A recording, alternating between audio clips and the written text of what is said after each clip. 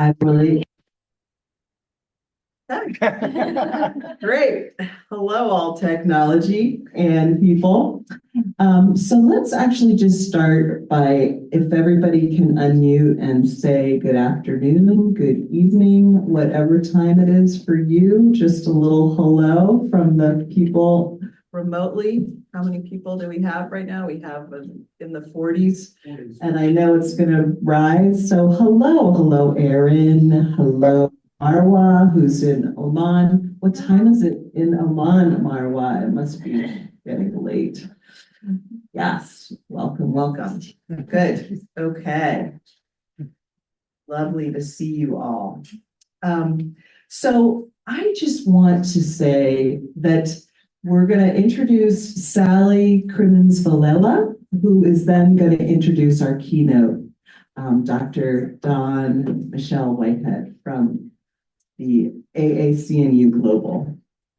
And it's 9 p.m. in Oman. Okay. Hello, Jose Luis from Venezuela. Let's give some love to Caracas right now in Venezuela. We know that things are not so great there, so we do want to give you some love. So before Dawn comes on, Dawn and I have a special love of our friend here, Sally Crimmins-Villela, who has been, what's your title again? Associate Vice Chancellor for Global. Associate Vice Chancellor for Global Affairs for SUNY, for the State University of New York. And she has been very instrumental for us to have this day today, because without her and her support and her unflagging, stubborn, and very, very strategic planning and ducking and dodging, and we're talking about like a master diplomat in our midst. She has made sure that not only SUNY COIL has persisted from 2006, but we also have thrived. And without her love of this work and her knowledge and vision to know that this is really the wave of the future, this is what we need as global citizens moving forward, we need to have this in our lives. And so as you are introducing yourselves online, what I want you to do is please show yourself. And I want all of us together to say thank you to Sally. Give her some love and share your thank you in your mother tongue. And look, there's Beth Vargas. Yes, hello from SUNY New Paltz. And so please show your camera, and please help me in giving Sally there's Jay, and look at all the people, and we've got the snapping going on, some jazz hands hopefully, and it takes a village to do this work, and one of our village big leaders has been Sally to make this happen here.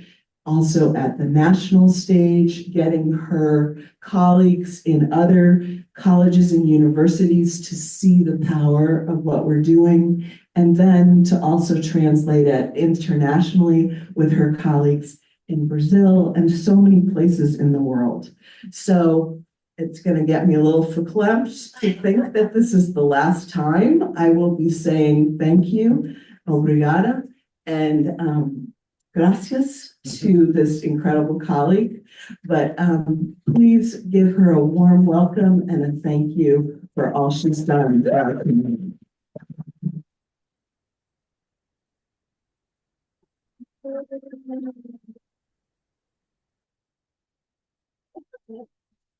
Okay, so Hello, everybody. It's wonderful to see everybody there on the screen. Hola, buenas tardes, boa tarde, merhaba. Bonjour. I don't know what else I have in there, but it's really, really wonderful to be here at this gathering.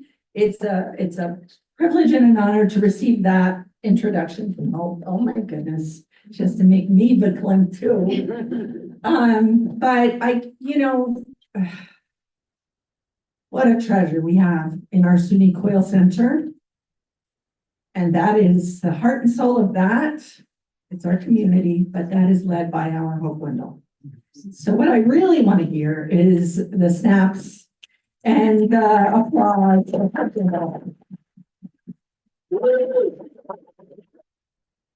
And I am so thankful to SUNY Oneonta, because our Coil Center has been the tremendous beneficiary of becoming part of this rich community and having all the support of all the folks in this room. And some of the folks are not able to be with us in this room here today, but they are also here, part of the SUNY Oneonta community and supportive of this effort day in and day out. And this is a huge step for the SUNY Coil Center, being embedded and integrated into campus life here, into curricular opportunities here. This is where this SUNY Coil Center is able to thrive and grow and reach the next point in its innovation. And so thank you to all of you, and thank you for hosting this wonderful day for us to be here together today. Now, the person that I'm about to introduce, she's 3.5 years late. She was supposed to be here in April 2020. Let me give you the background on that. So we have an effort it was a visioning process that we began in the very end of 2019. You see where this is going. And we had a big group of folks. We had 50 plus people from throughout SUNY, from all walks of campus life. We had the instructional designers, we had the DEI specialists, we had the sustainability coordinators, and the international education folks, our own community, of course.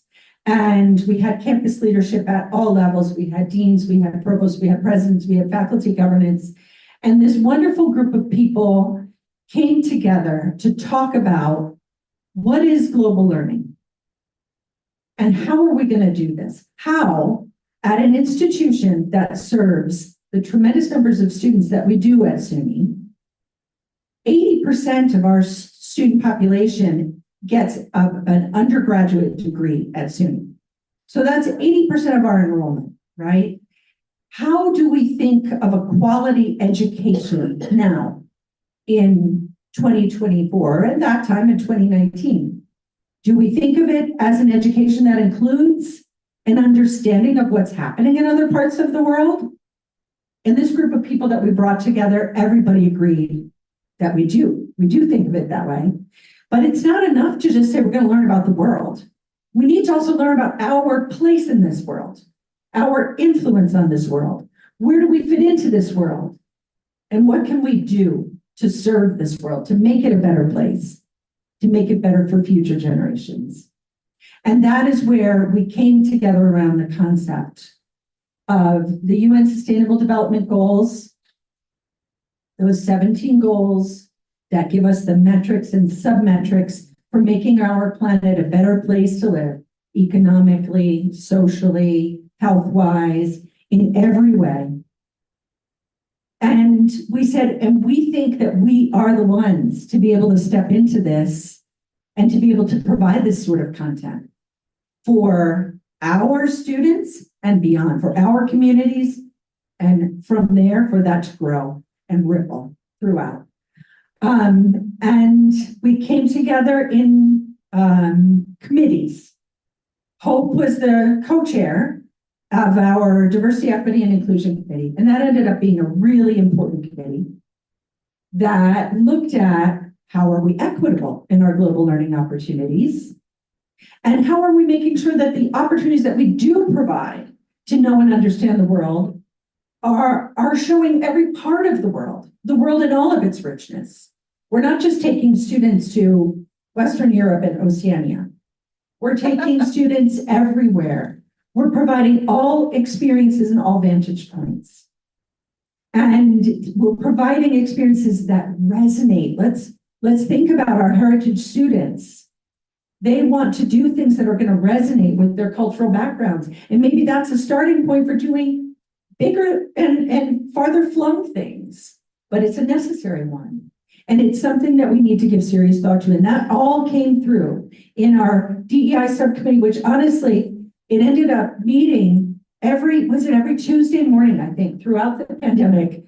Can you imagine all throughout 2020, we had this group of people that came together every Tuesday morning at 8 o'clock.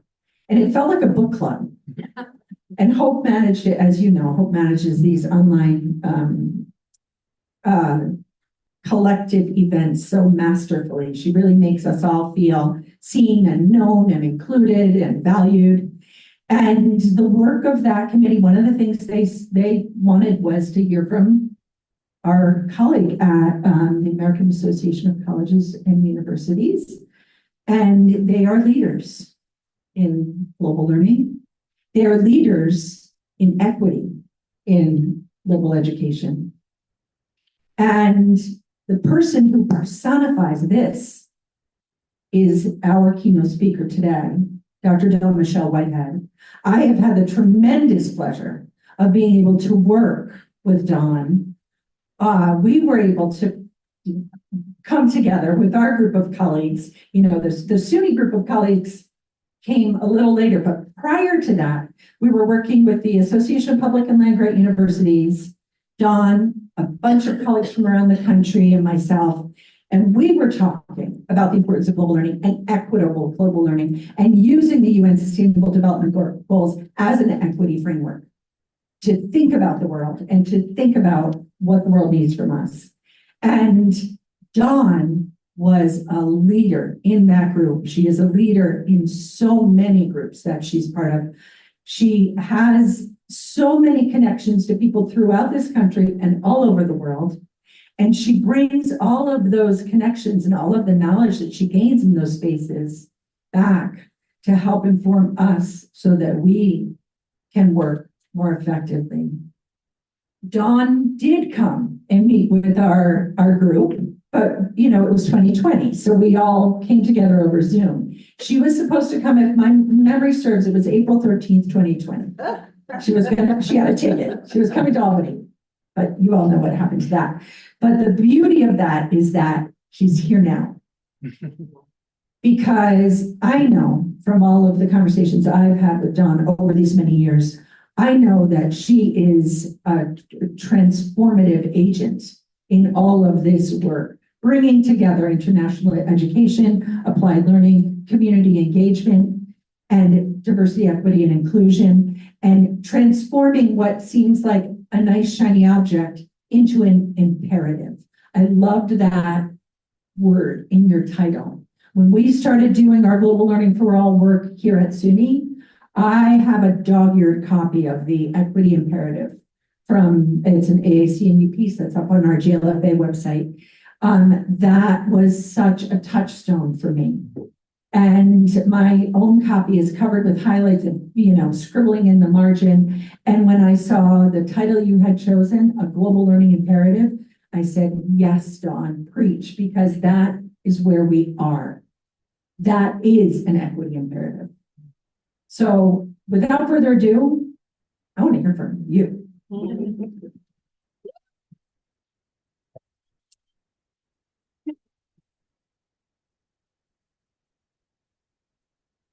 Right, so there's no pressure, right, after that. Thank you so much, Sally. Thank you. Okay, thank you so much. And thank you to the planning committee, Michelle, Maria, all of those involved. I know I'm leaving people out. And also want to just give a quick acknowledgement to many of the folks there. I see some names and faces that I recognize from previous institutions. So Carmen Lucas Segaro and others from Indiana University, Indianapolis. I see some colleagues from Alamo College's district. You'll see your work reflected. So as Sally said, one of the wonderful things about the work I do is that I have the wonderful opportunity and privilege to travel around the country and around the world to hear directly from you. So the ideas, the things that I'm sharing, they come from you. And so as Sally said, I do want to just give you a little overview just so you understand the perspectives that I bring, because I think it's important for you to understand my positionality and sort of where I come from. So one of the first things I'd like to share is that I don't have to share, I'm from AACU, that's clear. But I also serve on the board of the directors for the Forum on Education Abroad. I'm the co-chair. And I think it's important to mention that because I am not anti-education abroad. And sometimes we know we've had these discussions in the field, COIL or education abroad. And I, of course, coming from Indiana University, Purdue University, Indianapolis, many years before I was there was a slogan that said, why not both?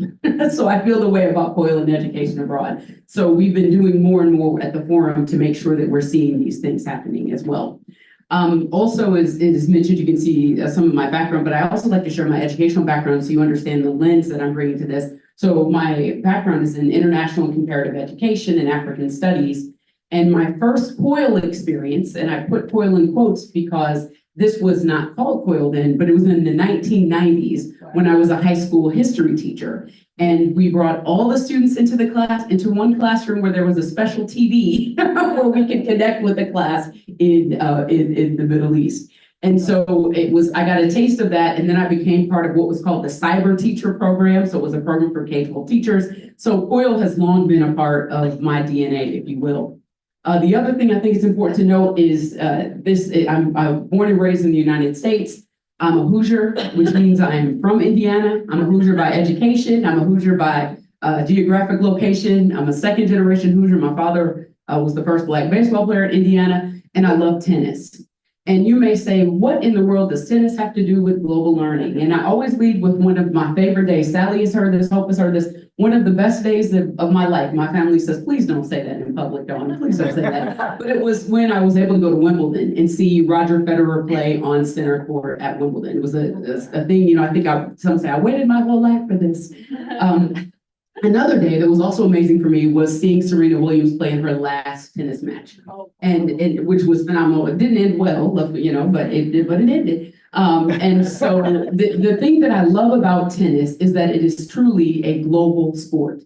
And you cannot become the GOAT, as some would argue. I know we have Novak fans and Rafa fans. I don't want to get into that debate. But some would argue these are two of the greatest of all time in the sport. And they could not have done this if they hadn't left their homes and they hadn't left their home communities. And both of them do what we think are most important aspects of global learning is they have learned to work with people across cultures. They have done development around the world, not just in their own communities. They see the value of the local and the global.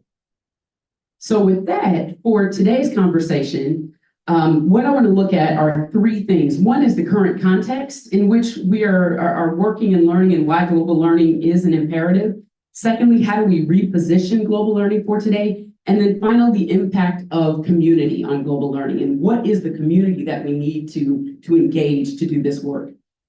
Now, we heard quite a bit of this morning, so I won't go too long on this, but when you look at the historical positioning of global learning, I believe it was Jen Cushman who referenced the elitist background that global learning has often had. So historically, it was about something that was international, something distant. You could be a part of it if you were in a particular group that was selected or anointed, some would say. It also historically has been about mobility, international students coming in, US students or students from US institutions going out. It's been discipline-based, specific disciplines that were more inclined toward global learning. It's been related to area studies. Again, that's why I always lead with my background in African studies, because again, you can do this work. You don't have to pick. We can do global learning. And also the piece that it has often been around about international competition and not cooperation, which we know is a hallmark of global learning today. So as you know well, we have navigated the global health pandemic.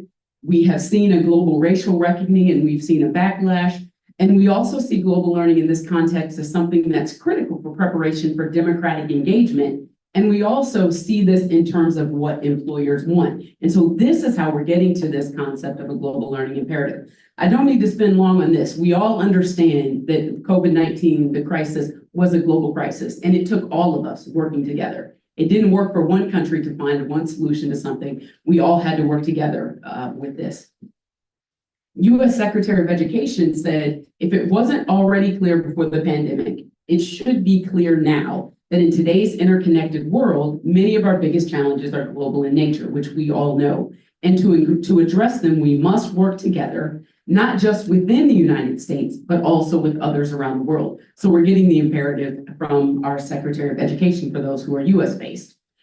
We saw this again, as I said, the racial reckoning after the murder of George Floyd wasn't just in the US. We saw this around the world. There were protests, marches.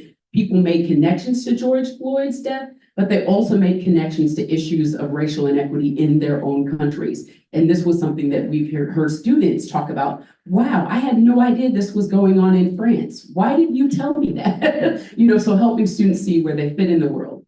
We also now are seeing that backlash to this reckoning. This was mentioned earlier. I think it may have been Dr. Gant who said something about the anti-DEI legislation. And now we're seeing things in the US context from red states and blue states and what legislation is being introduced to prevent us from having these types of conversations. We also know how contentious our campus environments and campuses have been over the past year, and what are we going to do with that? And then we know there are threats to academic freedom globally, and we're seeing this every day, and there are concerns about repression. Again, these are global issues, and these are the contexts in which we are helping our students navigate and engage in this space. Next, I want to think about this democratic preparation and how we're preparing students for this. And I think one of the things that really, several years ago, the president of Johns Hopkins University talked about the public purposes of higher education. And he talked about going back to the roots and going back to why higher education in the US context, why was higher education formed? And he talked about the importance of using knowledge that we gain at our colleges and universities to improve the lives of people in our societies. He also talked about the fact that we should think about the collective impact of all institutional types, which is why I'm so happy to be at an event like this and part of the COIL family, if you will, because we know it takes all of the types of institutions. The elite Ivies cannot solve all the problems. The public community colleges can't solve all the problems, but collectively we can, and we have to do a better job of making that case so that people see the value of what we're doing. This is also a global concern. One of the other things that Ron Daniels, president of Hopkins, said is also we have to think about navigating these deep divides. And one of the ways we can do this is through purposeful pluralism. And he argues that colleges and universities are sometimes the only space where students encounter sustained diversity.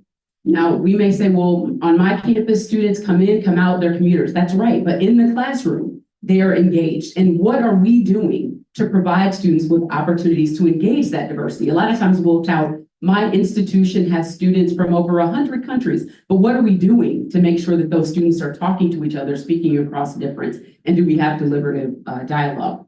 And then finally, it's that these issues that we're seeing are not distant.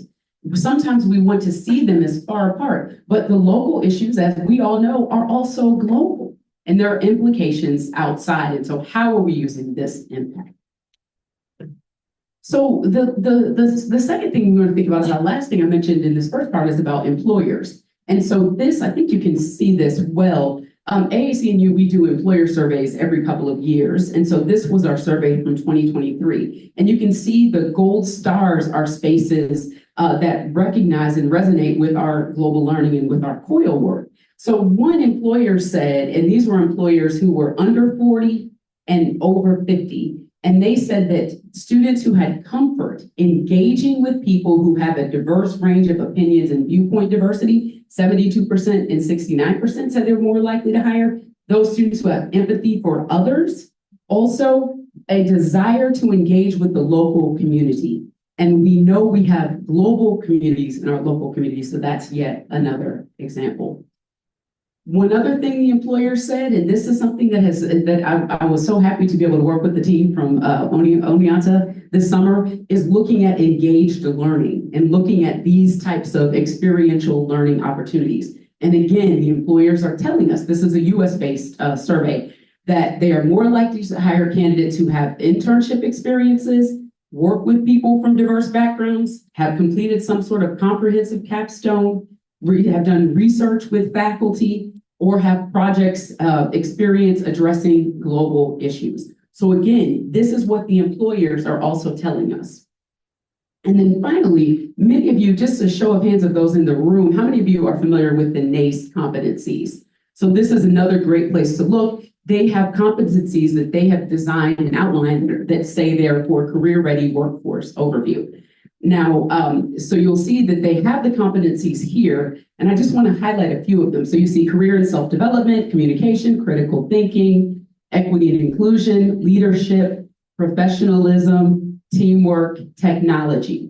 And what I want to think about is which of these competencies relate to COIL and relate to global learning. So when you look at teamwork, and please, this is in my sister laughs at me. She says, because I'm always so meticulous about things, but I don't have a natural ability. Even like if I use a highlighter with a pen, it's not going to be straight. Even on the computer, it's not straight. So humor me with it. So just recognize me with all my flaws. But again, when you think about teamwork, you'll see the highlighted purple are areas that students have opportunities to experience when they participate in COIL or global learning.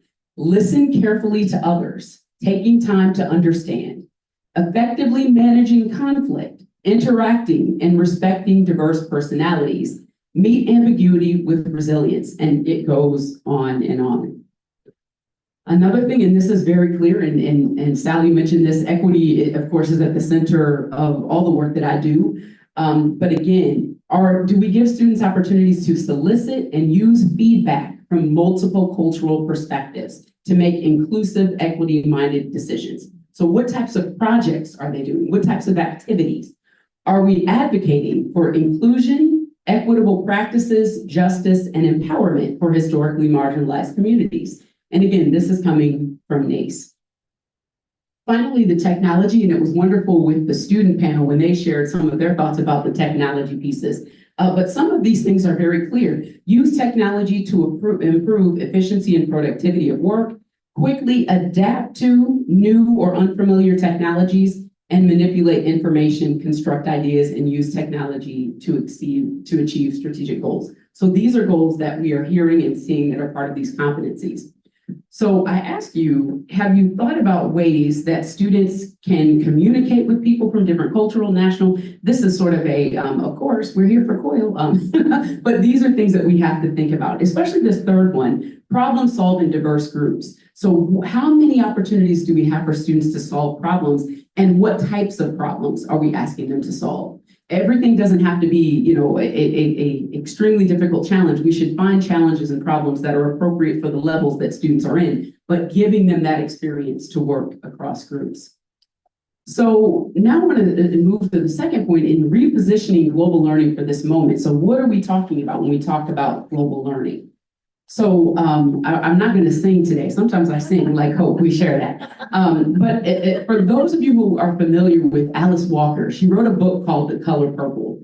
And in 1982, the book was published and it, you know, sold well, did well. 1985, there was a movie called The Color Purple. Did anybody see that movie? Okay, so Steven Spielberg produced it. Then in 2005, they did a Broadway show of The Color Purple. And then in 2015, they did a revision of the Broadway show. It was sort of stripped down. And then, of course, at the end of 2023, there was a new Color Purple movie. And so I like to think of global learning as more of a state of revival than something new for this moment, because we can go back to the roots of what it has always been and make some tweaks to make it fit where we should be today. So in this, I'm going to go quickly over this, and then I'll share a document that has all these things. But when we think about global learning, one of the first places that you can go, and again, not international education, not international comparative education, but global learning. One of the first places we can go is back to the United Nations University. And in the 1970s, they had a division of global learning. And they said that this involves the processes that would initiate change. So one, they said global learning involved learning with others. Secondly, it was integrative. So you're not doing this in isolation. Third, it's collaborative and includes exchange.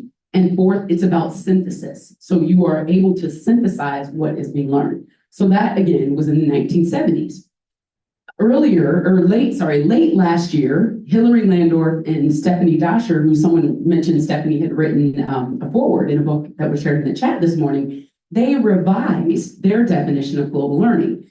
Their definition was global learning is the process of diverse people collaboratively analyzing and addressing complex problems that transcend borders and engaging in actions that promote collective well-being. So the part is the part that's italicized is their new dimension to this definition, because they said it can't just be about collaborating, it can't just be about addressing, it has to be about the impact on society and collective well-being. So again, you see, it's a revision. Another definition, I think that we've Hope eloquently mentioned Ava earlier today at the Hague University of Applied Sciences. And Josh Meelan has shared this framing of global learning, where he has said it's about including the global dimension in teaching, and links can easily be made between the local and the global. And students can critically examine their own values and attitudes. They can appreciate the similarities between peoples everywhere and learn to value diversity. This also came out in the student panel, where they said they were able to make those connections with their peers and students that they worked with. Also, students can understand the global context of their local lives. So again, helping them see, I don't have to leave my community in Indiana. Even in my community, there are global implications for what is happening. Finally, and I know we have a colleague, I'll share one other one. We have a colleague from Alamo Colleges. So the work that they've been doing to define global learning competencies, I'll just highlight one in global awareness, which is knowledge of interconnections between local and global issues and events from global perspectives, using global and cultural perspectives to solve problems, and then global engagement, a deep understanding of culture, of diversity, equity, inclusion in local and global context. So again, that echoes what was said in our first panel this morning. Finally, this came out near the end of 2023. There are two scholars in South Africa who use this framework of Glo Ubuntu. And so they argue that Ubuntu is based on three principles. One, responsible actions. Secondly, restorative justice for the perusal of new beginnings. And third, act of caring in a dignified manner about communal matters. And so they used this framing and they laid it on top of global citizenship education.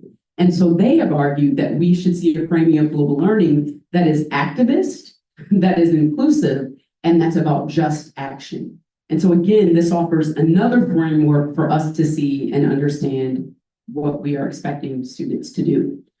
So I think generally we see that global learning, of course, is a process. We know that it's learning, so it's the learning process. It's an approach that we bring to these things. It can be curricular and co-curricular. It's productive. It's about doing something, action. It also is about problem solving, and it's about using diverse perspectives. And so we pull that from all of these frames.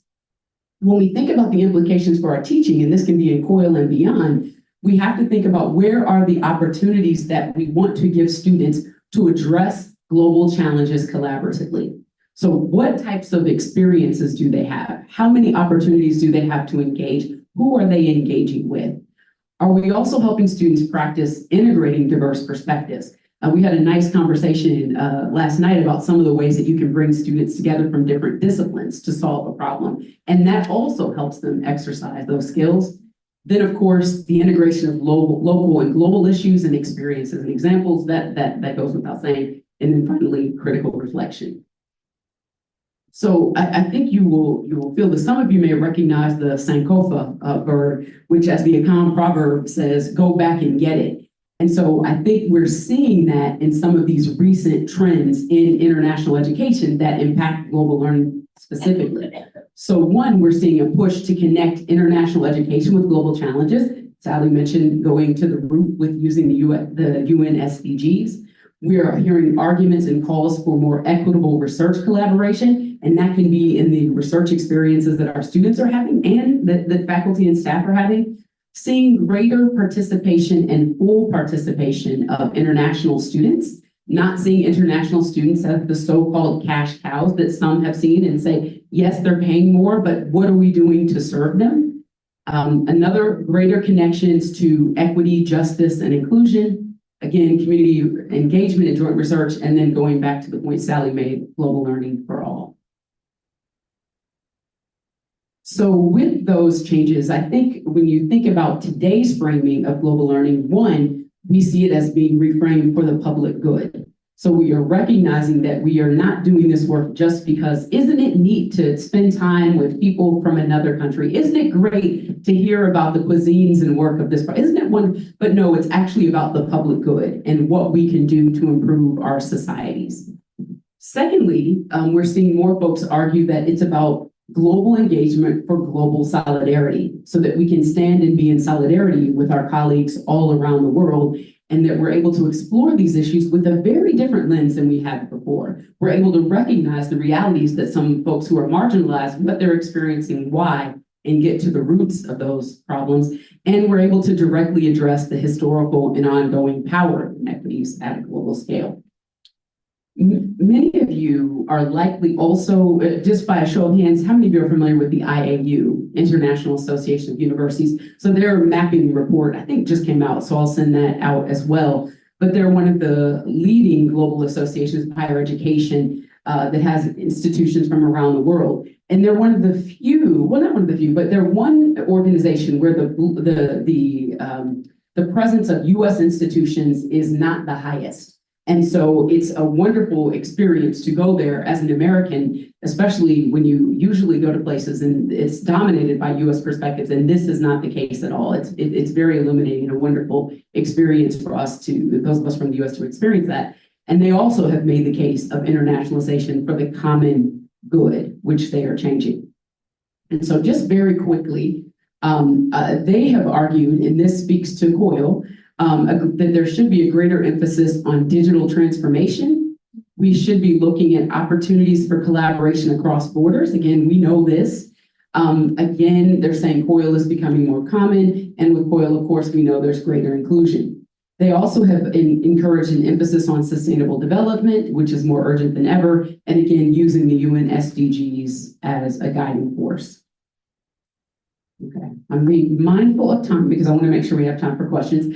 But I think the last segment I wanted to get into is global learning for global challenges truly takes a community. And I know we'll have some time in the next session to talk a little bit about this, but one of the changes in practice that we're seeing is this emphasis on engaging our local communities and no longer just saying, oh, we're going to go work with this community that's in this other place, but what are we doing locally? How do we make those changes? And this also helps and gives students opportunities to experience local diversity. I think that was something that was mentioned earlier about it, our colleague from Australia, I think Barbara, when she talked about the Australian students, not having noticed the Indigenous art until it was an activity that they had with their colleagues in Colombia to look at this. So I think this is also important, and it highlights and elevates the importance of our local diversity, and it doesn't privilege the diversity that's coming from an international place. Now, this is where I want you to be creative and think about your own campuses and communities. And this may be into the woods. So this is, again, I like tennis. So one of the things when you think about it, it takes a community. So this was the box, like Serena's box during her match. And you'll see there are several arrows. So the arrow on, I will just point. I don't really do well with lasers. So actually I'll put it, okay. So anyway, this first arrow points to her coach. So a person that you need in your community is a coach, someone who is guiding these efforts. The next person that you see is a hitting partner. So she has to have someone that she's practicing with in practice. Then you see, here's another arrow that's pointing to Anna Wintour. Now, those of you that are into fashion, I'm probably even saying her name wrong, but Anna Wintour is the editor of Vogue. And so Serena, for those that don't know, also has a fashion line, and she is engaged in these things. So that's part of her interest. Like maybe it's not going to impact playing tennis, but she's a part of her community and someone that she should engage. Then down here, we have Jill, who is Serena's agent. So she helps with her business matters, helps with other things. And then we see that there's her mother, there's her sister, there's her husband. So it really, truly takes the community to do great things. And if you watch Serena in the arena, you'll see even more about the others that are, but I wanted just to give that example because it's absolutely critical that we know who we need to engage. And what I'm going to share with you is not exhaustive at all, but when you think about who should be part of our community as we are engaging in global learning and engaging in COIL, Are we engaging our global learning office? That's often, people know that immediately. We're engaging them. And why? Because there's plenty of language, there's plenty of competencies, there's plenty of knowledge within the global office to prepare students for engagement, whether or not they are going somewhere physically, but just preparing them for engagement across differences in global engagement. Another place that we should also reach out is the Office of Civic Engagement or the Office of Community-Based Learning, because they have a lot of resources on community connections. And again, with the COIL experience, you may not be going into that community, but you are, in essence, in your interactions. And you want to make sure that you're prepared for engagement in different ways. You don't want to make any errors. Also, you want to make sure that there's reciprocity or even mutuality in your interactions, which we know COIL allows for in a way that some of the other experiences don't. The last panel addressed this with the Career Development Office and helping students prepare their narratives, because students come back from these experiences or students finish a COIL experience and they have learned so much, but are they prepared to develop a narrative that they can share when they're going on job interviews or interviews for internships? How can they pull together all those things? And of course, career development offices help in that regard. I think this has been explained quite explicitly earlier today, the diversity, equity, inclusion piece, and how there is direct overlap between the work that we're doing. There's professional development, there's expertise that is in that particular space. Also, again, thank you, Chilton. Center for Teaching and Learning, Centers for Teaching Excellence, what the term that you use. We thank you, because this is about pedagogy. This is about teaching. And sometimes people forget that when they hear COIL and they only think about the international component. And it's so much bigger and it should touch much, much more in many other areas. Of course, academic affairs in the schools and departments, how are we using their disciplinary knowledge and expertise? How are they helping to guide these things? If there is an experiential learning hub, and I won't say anything about purposeful anything today, but is there a hub for your experiential learning activities? And how are you making sure that COIL is a part of that?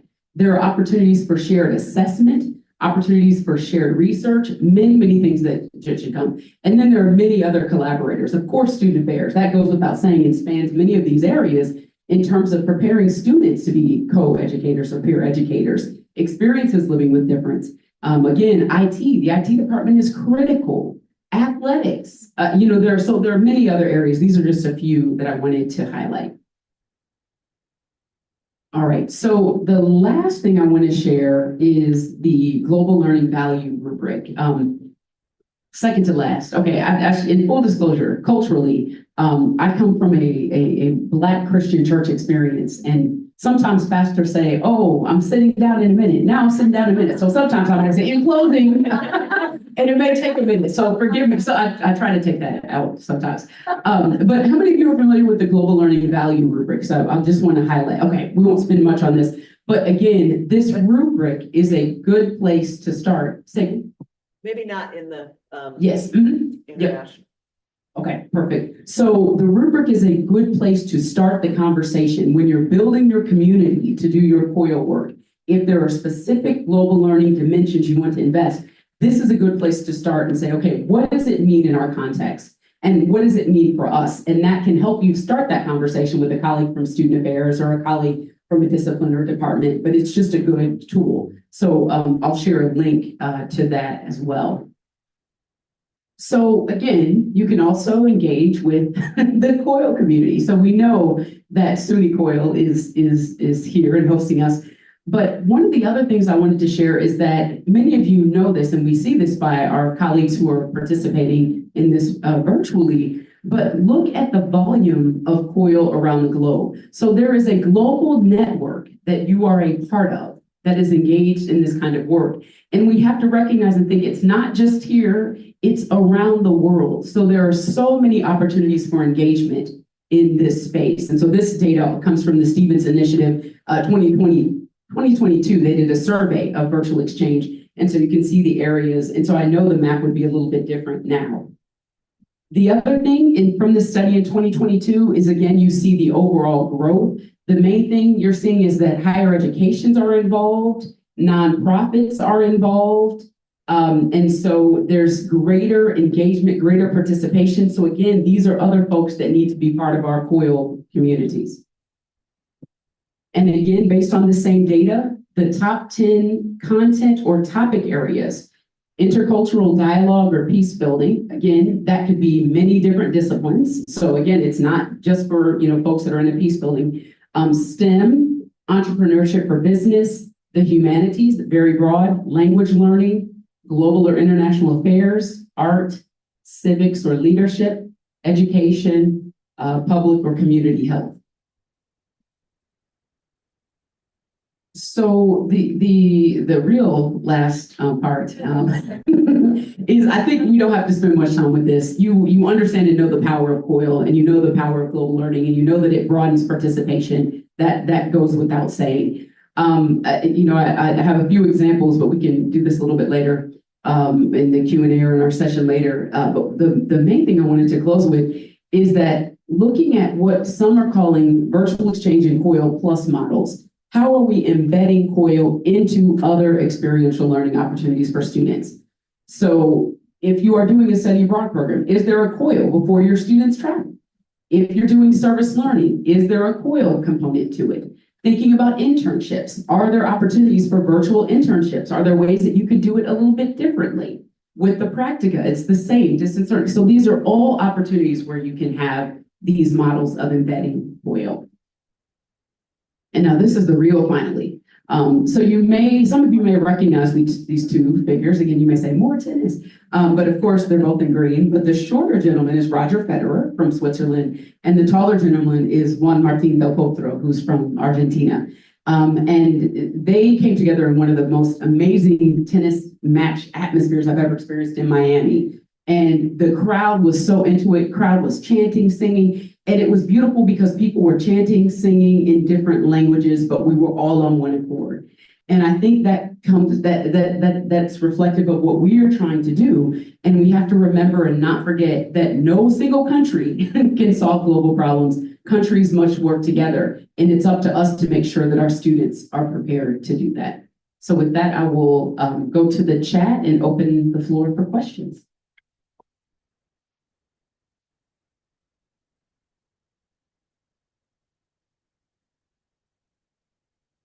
So let me pull the chat and see. Questions in the room as well. Okay. And I'm going to let people speak in the microphone just so we can hear. I would like for you to expand a little bit, if you could, on how you envision COIL being a part of experiential learning. And you started on that with the plus model, but I want to understand how to integrate it in all of those areas, please. Thank you. Thank you so much. So I think it can depend on, one quick example. So this for some institutions that started during the pandemic, others, they were already doing it, setting up virtual internships. So one example, you did this, Hope, but one thing that I'm thinking of is virtual internships where students are working internationally. I had a colleague who was in informatics, and the students worked on websites for clients in different countries. And so it was part of their experience, and it was an intern experience. They had supervision from their colleague on the ground and supervision in the US context. So I think that's one example of an experiential learning opportunity, a virtual internship, where they're having the COIL, they're meeting with their colleagues, they're 2 times a week, they have deadlines that they need to do. So it's project management and doing that kind of work.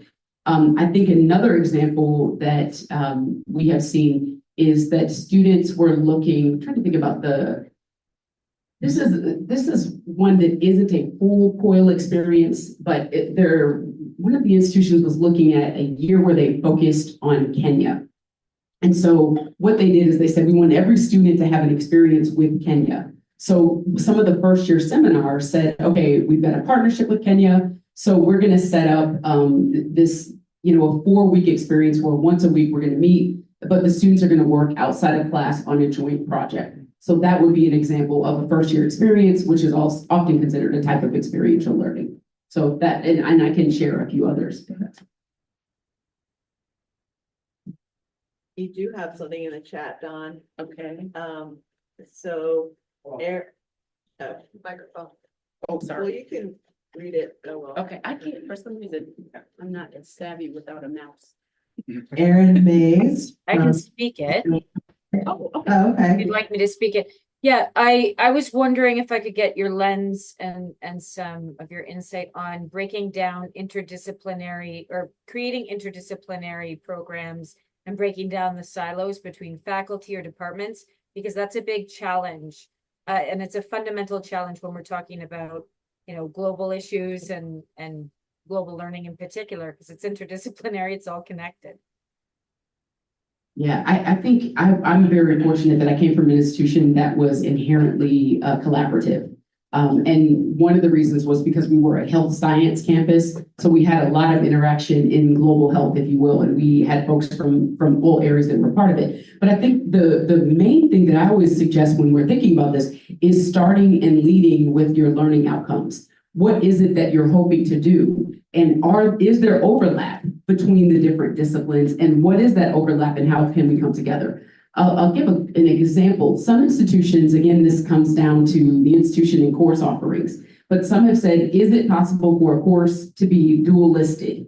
So am I going to list, a statistics class or something like that? This is going away from the global piece, but can statistics that's offered in the math department be offered for statistics in the nursing school? Or how is it that you're looking at sort of courses that can be offered in different spaces? How do you go through that conversation? We looked at this with global health with WPI, Worcester Polytechnic, and that was one of the things they did. Is they started with the learning outcomes and what they wanted students to do. They had deans and associate deans come together to say, okay, where are the overlaps and how can we make these connections? So I think if you start with the learning, that helps, but it's also about culture. And does your institution have a culture of doing this kind of work? And if not, can you start at a pilot level? And sometimes that's just a couple of colleagues working together and then you're sharing it up. So I think it can go both ways. Thank you so much. That was really clear. And thank you for the presentation. I really, really enjoyed it. Thank you. Oh, yes.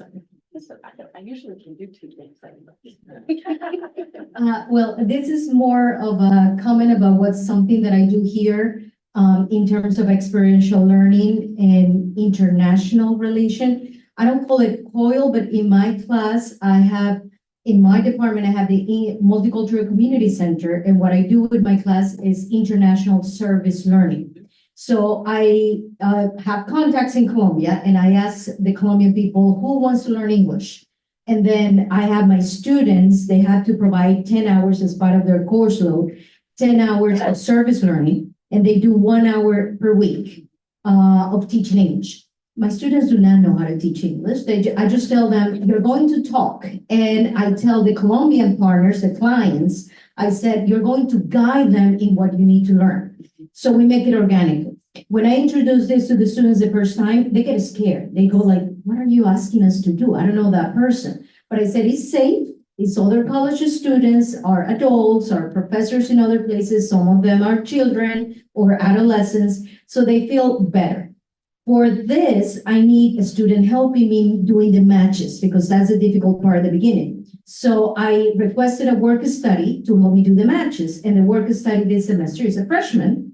And she started doing the matches and they said, okay, I can do this. And then I said, and at the end, we see who's missing and then you match with someone and you tutor. And she opened her eyes and said, am I going to do this too? I said, yes, you're going to do it and you're going to do it well. So I think that's a way to do the COIL experiential learning piece, but I don't call it COIL there exactly. I call it service learning international. Thank you. That's great. Wrap up, or yeah, we do have a question. There's another question live. Okay. It's from Annette. I'm starting to see it. Annette, do you want to say it out loud or you want me to? I can do it. Let's see. So how do we help our overextended faculty to envision COIL for all that it is and the value of global learning in all disciplines? We have beleaguered faculty, professors. I think we're out of time. No, I'm just kidding. Just thinking it. So I think, I think there are a few, there are a few things in place with this one. I think one is helping faculty to see what's involved in doing this. Because, I'll share my, when I was at IUPUI, well, the institution formerly known as IUPUI, one of the first things that I was asked to do was to teach, we called it interactive video conferencing. And when I started to try to get colleagues to do it, they were like, oh, that's too much work. And so with my course, we started saying, okay, we're going to use this as a pilot, a model, so that we can help people see how they can do it. So one, showing faculty what type of support is available.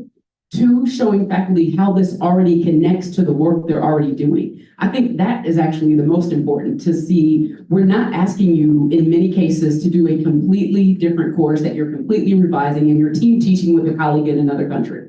That's not what this is. It may get there if that's something that you plan, but I think it's important to show them exactly what are the options. Here at our particular institution, what does this mean? And sometimes what we did early on was we would say, hey, we'll facilitate this. We did this a lot with first year seminars and themed learning communities. We had a colleague who was in education and they were doing a course about what could it be like to be a teacher. So I would go out, invite that person to come in and say, hey, we've got a partner university, Universidad Autónoma del Estado de Hidalgo in Pachuca, Mexico. And we will do a one session where they can just talk about what's it like to be a teacher, what's it like in education. So that faculty member came in, we facilitated that. Then over the summer, we had professional development and we said, hey, you did that, would you like to expand? So I think it's finding ways to get in initially, but I think it's also about showing the support that's on campus and the community that's involved to help you. So it doesn't feel like it's just you on your own doing it. Okay. It's a perfect ending. 'Cause it's Yeah. community. Yeah. Now, you can say something. Oh my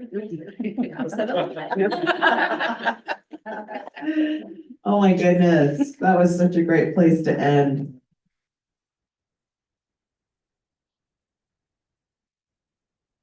Thank you, Dawn. Yay. Yes, and we can really keep it simple. That is really the message here. How do your students need to learn something that is not sort of going through currently? Think about it that way. So we are now going to take, Chilton, are we taking a little break? 15 minutes. 15 minutes to get to the next place. We have two, I don't have the thing in front of me. I have somebody's. Can I borrow yours? Thanks, Francesca. We have two incredible, all of these things today. I don't know about you guys, but the chat has just been blowing up about how much they've appreciated everything that everybody's been doing. So we are going to have two wonderful events, student perspectives, and everybody loves to hear from students. And these students, many of them are alumni.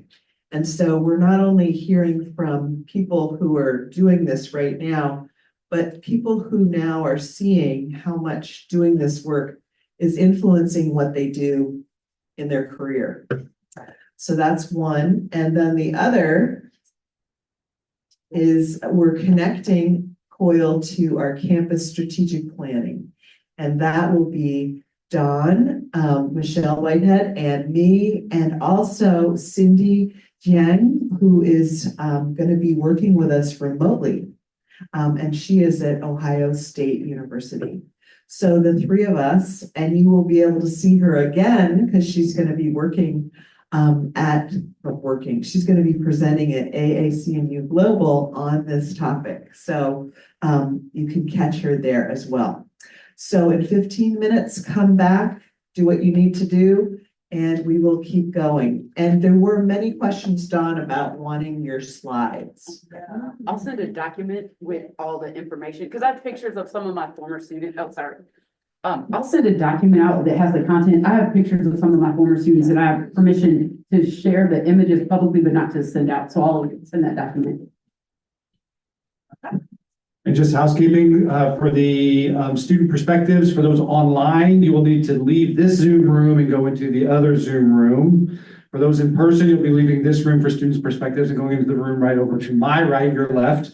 For those that are going to be doing the what's the name of the other one? Strategic planning. That will be in this room and in this Zoom room. So those that are want to stay here can do that. We'll leave the Zoom room open, and we will see everybody in 15 minutes.